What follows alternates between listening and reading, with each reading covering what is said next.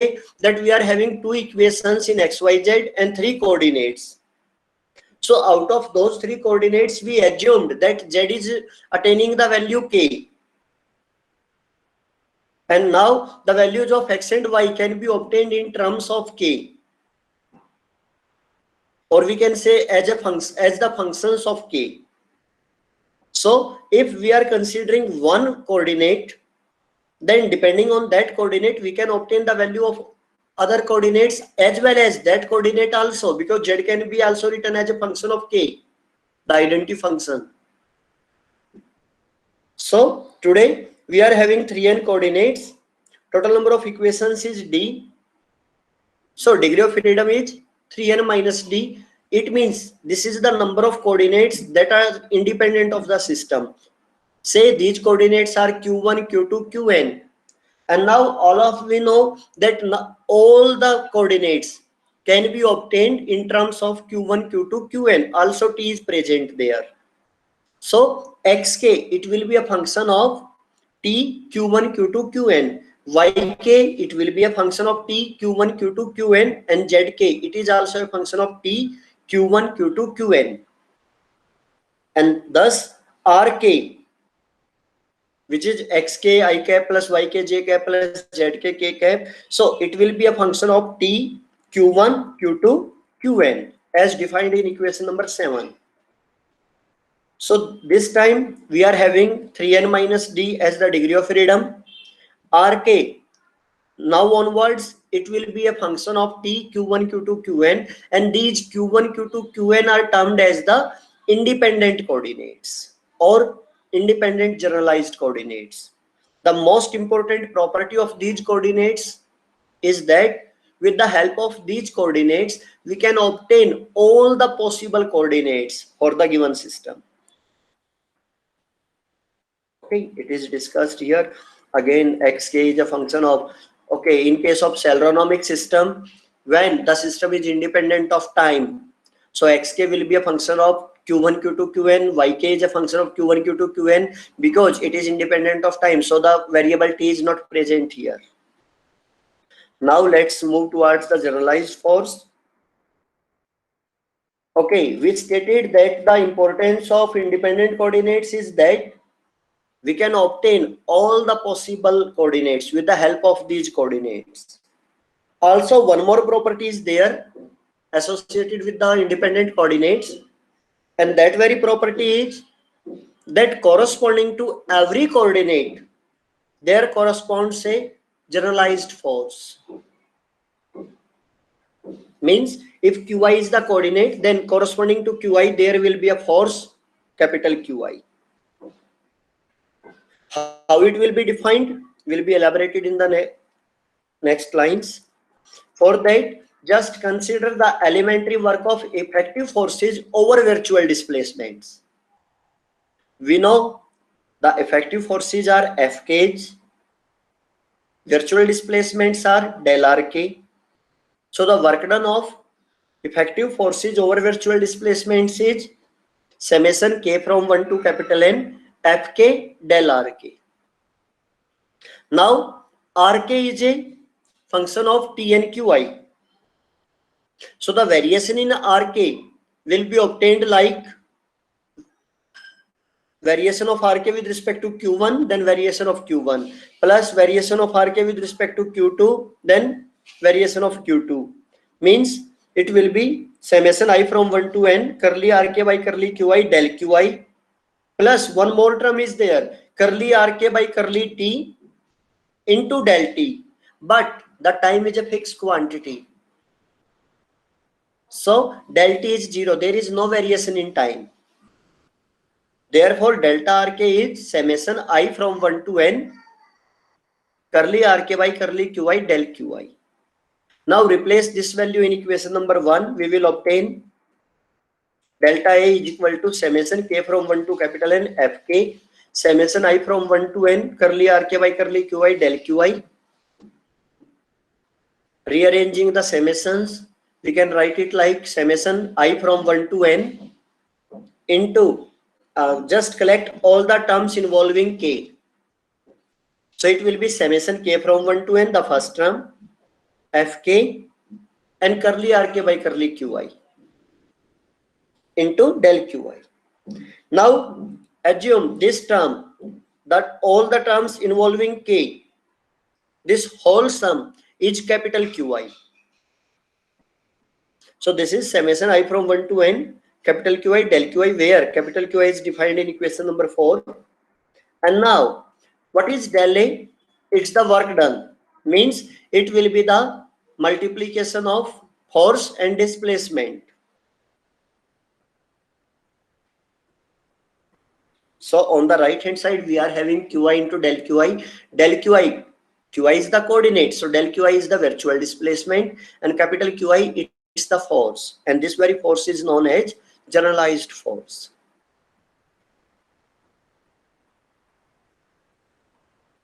Okay, so now there is a theorem that the position of a holonomic system is in equilibrium if and only if all the generalized forces in this position are 0.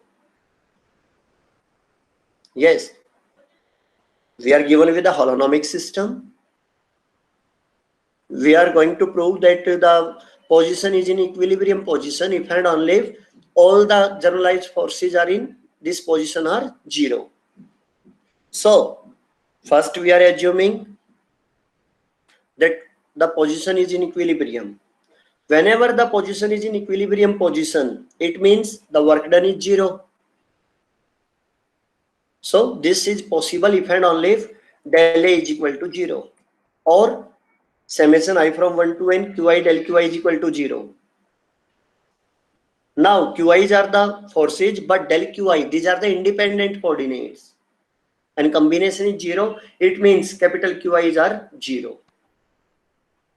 Thus position is in equilibrium if and only if generalized forces are 0.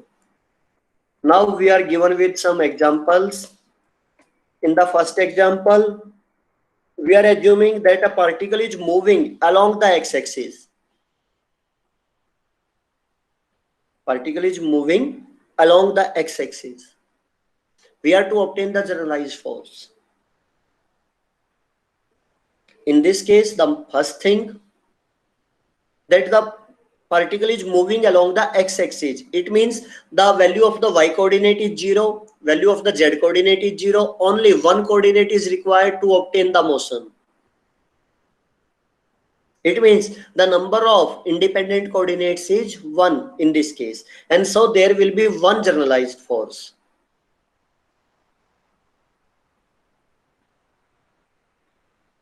And that very force is, it will be the projection of all the forces applied to the particle or to the body, so that their resultant is in the direction of x-axis.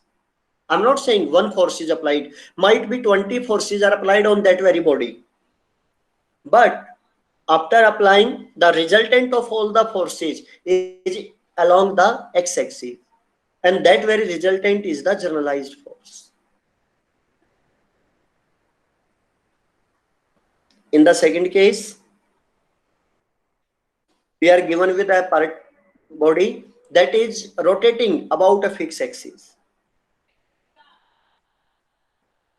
Body is rotating about a fixed axis. In this case, the angle of rotation is enough to obtain the positions of the body. So we are having only a single coordinate that is independent. And what will be the generalized force? That will be the total moment of all the forces that are applied to the body and which help the body to rotate about a fixed axis. So say it's LU. In the next example, a free rigid body is considered, means the body is allowed to move in any direction, to rotate with any axis in any pattern, no issue. In this case, we need 6 coordinates. Basically, to obtain the motion, 3 coordinates are required, the x, y, z, and according to the rotation, 3 angles are required. The angle made with x-axis, y-axis, and z-axis. So in total, we need 6 coordinates to obtain the motion. And now the forces, how we will define the forces? Initially, we will first assume that the body is slightly moving along the x-axis. A slightly, just a point only. If the body is moving, it will move in any direction, but just consider it is moved along the x-axis. And now apply the first example. Secondly, assume the body is moving along the y-axis. Then apply again first. For z-axis, again apply first example. So 3 coordinates, 3 forces are obtained. After that, assume the body rotated a little bit about x-axis. Apply the second example. Similarly for y and z. And thus all the 6 generalized coordinates forces are obtained. Now let's start the Lagrange equation of second kind. Basically what happened? We obtained the Lagrange equation of first kind to obtain the motion of any given system. And the biggest challenge with that equation is that when we try to solve the examples with the help of Lagrange equation of first kind, it was really a difficult task, tough task we can say. Okay, so this time we are going to again obtain some equation, and with the help of these equations, it will be easy to obtain the motion of a given system. Let's have a look for this. All the possible conditions are as discussed in the Lagrange equation of first kind. Only one thing, that the differential constraints are kept. So we are given with a system of particles. Mk is the mass of the kth particle, Wk is the acceleration, Fk and Rk are respectively the resultant of effective and reaction forces. Okay, and so we will have Mkwk is equal to Fk plus Rk. Further, all the constraints that are to be considered are ideal, so it will satisfy the equation given in second double star, means summation k from 1 to capital N Rk del Rk is equal to 0. And listen students, the method to obtain the Lagrange equation of second kind is really easy one. We are going with the order coordinates Rk vectors. We are to move towards the new independent coordinates Qi's. We are just to make a bridge from old coordinates to new coordinates, and the Lagrange equation of second kind will be obtained. First of all, eliminate Rk from star and double star. We will have equation number 1, summation k from 1 to n Fk minus Mkwk del Rk is equal to 0. Now, this is a combination of two terms. One is summation k from 1 to n Fk del Rk. Second is summation k from 1 to n Mkwk del Rk. First one is Fk del Rk. It was discussed when we discussed the generalized forces. So it is the elementary work of effective forces. Del A is equal to summation k from 1 to n Fk del Rk. Replace the value of del Rk as summation I from 1 to n curly Rk by curly Qi del Qi, and then arrange all the terms of involving k. So we will have summation I from 1 to n capital Qi del Qi, where capital Qi is the generalized force. Say it's equation number 2. Leave it here. Now move to the second part of equation 1. It's the elementary work of inertial forces minus Mkwk. Say it is del B is equal to minus summation k from 1 to capital N Mkwk del Rk. And it will be minus summation, again replace del Rk with summation I from 1 to n curly Rk by curly Qi del Qi. Say it is Zi, all the terms involving k. means summation k from 1 to capital N mk wk curly rk by curly qi. This is zi. So this is equation number 4. Leave it here. Now come with zi. It is summation k from 1 to capital N mk wk curly rk by curly qi. Wk, it can be written like, this is the acceleration, so it can be written like d rk vector dot by dt. Okay, we had did it. Now bring d by dt outside the summation. Then it will be d by dt of, this is not dt by dt, this is d by dt of summation k from 1 to capital N mk rk vector dot curly rk by curly qi. But if we will explain this, if we will apply the derivative, then it will be summation k from 1 to n mk d rk vector by dot by dt curly rk by curly qi plus, because u into v method will be applied, plus summation k from 1 to n mk rk vector dot d by dt of curly rk by curly qi. I am repeating again. Basically this term, the second summation was given. What we did, we brought out this d by dt outside. Yes, this is obtained. Don't look at the second term. Just look at the first term in equation number 5. If we will explain it, if we will evaluate this derivative, mk is a constant quantity. So there are two terms. Their product is there, rk vector dot and curly rk by curly qi. U into v method will be applied. In the first term, there will be derivative of rk vector dot, which is the term in the previous equation, in the previous line. And second term, in that term, rk vector dot will be as it is, but it will consist of d by dt of curly rk by curly qi. So when we brought d by dt outside the summation, we included one extra term, so it is subtracted. In equation number 5, the second term, it is subtracted due to the reason that we added this term. So it is minus summation k from 1 to capital N mk rk vector dot d by dt of curly rk by curly qi.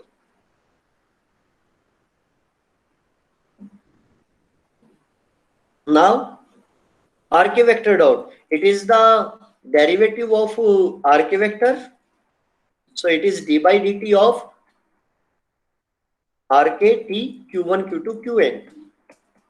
Okay, find out this derivative using the chain rule. It will be curly rk by curly q1 dq1 by dt plus curly rk by curly q2 dq by dq2 by dt plus curly rk by curly qn dqn by dt plus curly rk by curly t. And it can be written like summation I from 1 to n curly rk by curly qi dot plus curly rk by curly t. This is equation number 6. Now from equation number 6, we are going to find curly rk vector dot by curly qi dot.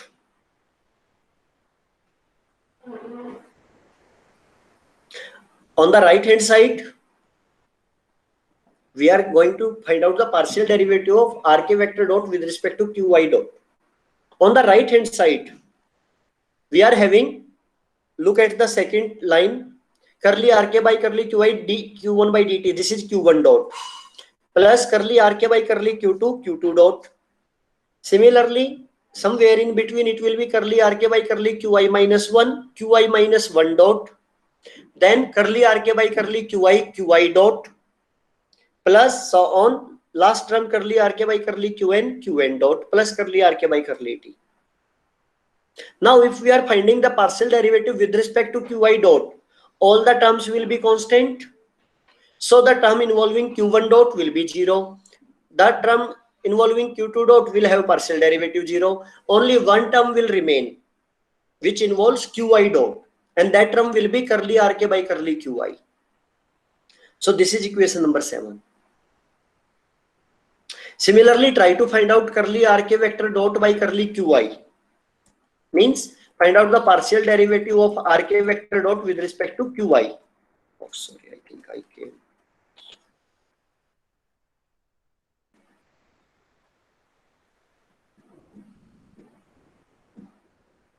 So curly rk by curly qi. Find out the partial derivative of rk vector dot with respect to qi. On right hand side in 6, it will be summation I from 1 to n curly 2 rk by curly qi curly qj qi dot plus curly rk vector by curly qi curly t. It will be equation number next. So it is summation j from 1 to n curly 2 rk by curly qi curly qj dot plus curly 2 rk by curly qi curly t. This can be further written like summation j from 1 to n curly by curly qj of curly rk by curly qi plus qi dot qj dot, it is qj dot plus curly by curly t of curly rk by curly qi. Okay, instead of rk in 6, we are replacing rk with curly rk by curly qi.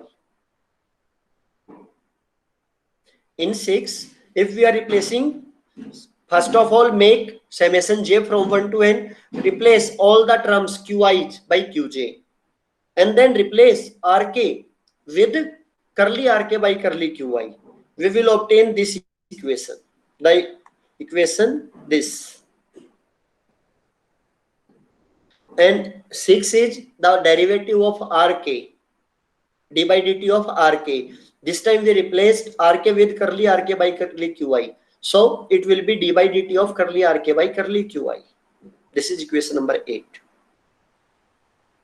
Now replace the values obtained in 6 and 7 in the expression of zi. We will have zi is equal to d by dt of summation a from 1 to capital N mk rk vector dot curly rk vector dot by curly qi dot minus summation k from 1 to capital N mk rk vector dot curly rk vector dot by curly qi. We just placed the values obtained in 7 and 8 in equation number 5, the expression of zi. Now assume, just leave it as 9. Now assume T is the kinetic energy. It means it will be half mv square, but we are having the system of particles, so it will be half summation k from 1 to capital N mk rk vector dot square. Okay, now curly t by curly qi. Find out the partial derivative of t with respect to qi. It will be summation k from 1 to n mk rk vector dot square, so it will be 2 rk vector dot, 2 is cancelled, rk vector dot, and then partial derivative of rk vector dot with respect to qi. 11. Similarly, find out the partial derivative of t with respect to qi dot. We obtained the equation number 12. And if you will observe, the value obtained in equation number 11 is the second part on right hand side of equation number 9. And the value obtained in equation number 12, it is the first part in equation number 9. So zi becomes d by dt of curly t by curly qi dot minus curly t by curly qi.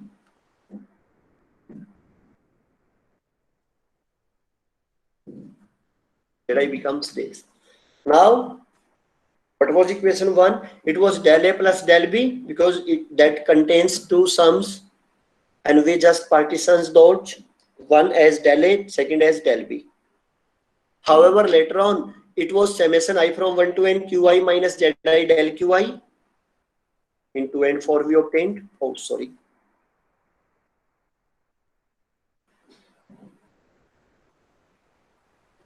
okay, and now we are having the value of zi.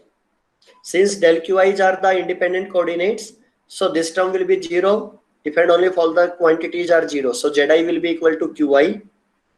And what is zi? We evaluated in 13 d by dt of curly t by curly qi dot minus curly t by curly qi. So it will be equal to capital Qi, and this one is known as the Lagrange equation of second kind.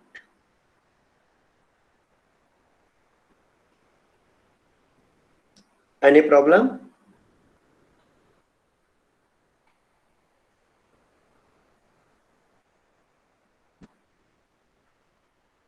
Okay. After this, in the definition, we are just defining the generalized velocities as qi dots. Dot represents the derivative with respect to t. There are some remarks that q is a function of t, qi dots. You can read these. After that, there are some examples. These are based on the examples we discussed earlier. So you can read these examples. Tomorrow we will try to find out the Lagrange equation of for potential forces and some uniqueness factors. Okay, that's enough for today.